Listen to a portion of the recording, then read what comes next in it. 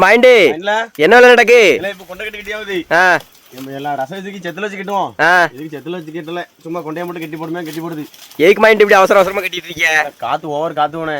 நேத்து அடிச்ச காத்துல 5-6 வாலி நம்ம முடிச்சு விட போட்டு பத்துக்கா. அதுக்கு தான் வயக்காரன் சொல்லியிருக்கான், நீங்க என்ன செய்யல தெரியாது, எனக்கு வந்து எப்படியாவது கட்டி வந்துருங்க அப்படின்னு சொல்லியிருக்கான் பத்துக்கா. சரி சரி சரி. இது வாழை வந்து பாரு எவ்வளவுதான் இருக்கு, அதனால நம்ம நின்று கட்டிக்கலாம் பத்துக்கா. இந்த வாழையா எவ்வளவு கட்டையா இருக்கு? என்ன வாழை? ரோபஸ்டா அவனே. அதாவது கொஞ்சம் வளரணும் அப்படிங்கறதுனாலதான் நெருக்கி போட்டோம், 6 கிலோ போட்டோம். அப்படியுமே இதான் அது ஹைட்டுண்ணே. ஆமா. ஓ சரி சரி சரி. அதனாலதான் சரி கம்பு கொடுத்தா சொல்லுதுக்கா. இதுல வந்து கொண்டை கட்டு கட்டாம நடக்குதுக்கா. அதான் இந்த கம்பையும் சேர்த்து வச்சு ஒரு இருக்கு. ஏக்கிட்டுதான் இப்படி இருக்குன்னா அந்த கம்பு பழத்துல கொஞ்சம் மூடு கறந்துடுமா, மூடு விளைய கம்பு பழத்துல கிடக்கும். அங்கேயுமா போட்டு உழப்பிட்டு கிடக்குதுக்கா.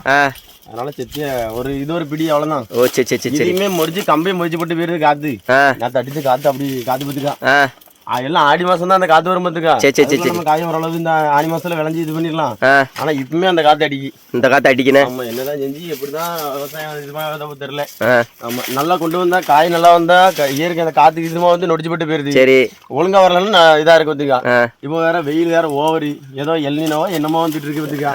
தண்ணி தட்டுப்பாடு வேற ஆயிட்டு மாறி மாறி சுத்தி சுத்தி அடியாதான் உள்ளது.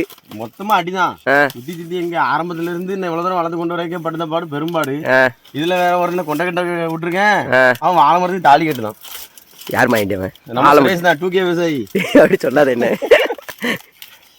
எல்லாரும் கொண்டை கட்டி எப்படி கட்டுவாங்க நீ சொல்லு. நான் என்னைக்கு மைண்ட் கொண்டை கட்டணும் பேர்ல இருக்கு, கொண்டையே கட்டணும். சரி லேசா தெரியுமா இப்படியா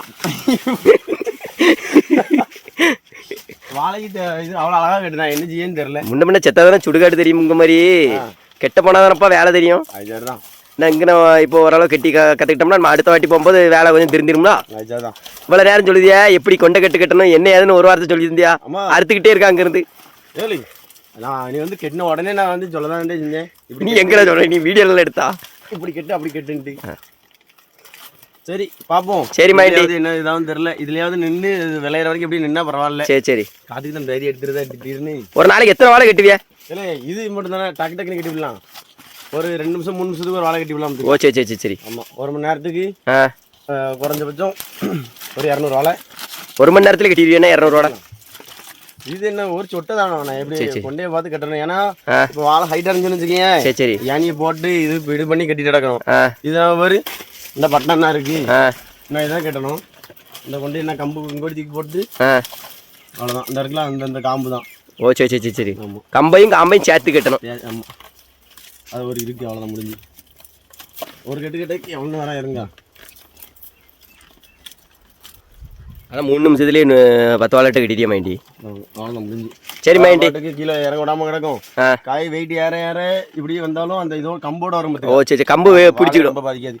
காத்து இப்படி போட்டு உழுப்புனாலும் அந்த கம்பு இந்த பழத்திலே கடந்து விடும். ஓ சரி சரி. வாழையும் முறிக்காது. அங்கே வாழைக்கு கம்மியாக இருக்கு, இதே வாழையும் முறிச்சு போட்டு போயிருது. ஓ சரி சரி. என்ன செய்யனே தெரில.